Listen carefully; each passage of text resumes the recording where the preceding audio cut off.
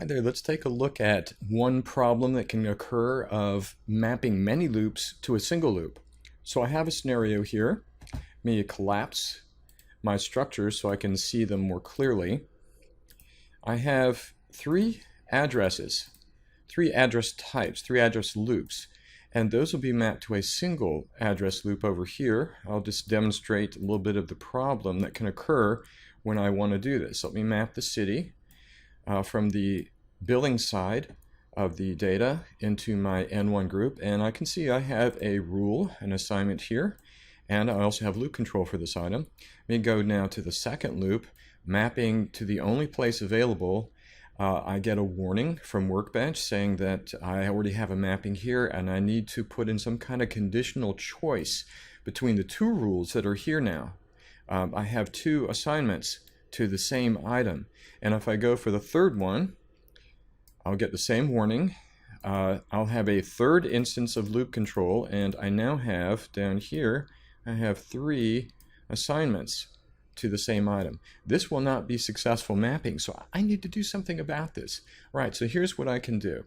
I'm going to close this map, not save my changes, and open the target. The target is the element that needs the loop control and where I need to make choices about which data I'm going to use. So I'm going to collapse the structure here and take a look at this item.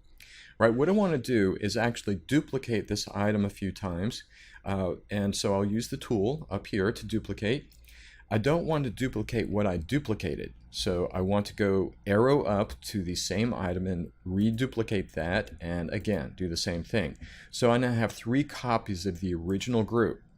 Right, now if I try to cut the original group because I no longer need it, I'll get this warning down here that I have an item that's being referenced within the scope of the item I'm trying to cut. Okay, the problem there is actually in cache. So what I want to do is save this and close it to clear my cache. So I'll do that and then reopen it. And now, if I go back to this item I no longer need, I'm now able to use the cut tool to remove it successfully. Right, I'll just go ahead and save that.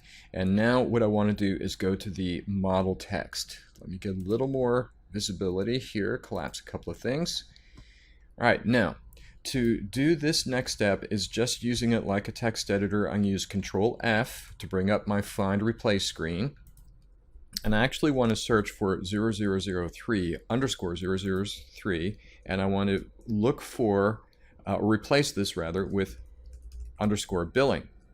I'll go a find and then do a replace all. See, I'm in the right section, and I can see it has replaced 67 matches. Okay, I'm going to do the same thing for 0002, replace that with underscore shipping, replace all, another 67 items, and then finally I'll do the same thing for the 1 and replace that with remittance. You can see I've done this before, replace all.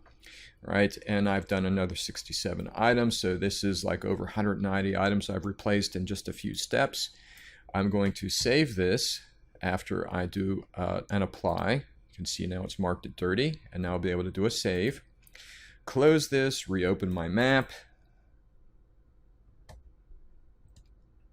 make some arrangements here, make this a little bit easier to work with, do some collapsing of my structures. Open back up. I now have three groups to three groups. Right, so I can now loop to loop, drag to specific section, and here's my results now. I get one loop control and one rule per section. One loop control, one rule, and one loop control and one rule. So now I have individual rules here. The only thing about this that I might want to realize is that I will have in my output exact duplicates, right? The data will be written out exactly the same way for all three groups. The only thing that is happening is it will always be sequenced as billing, shipping, and remittance. But that should be no problem for my trading partner. Okay, hope this helps. Thanks for watching.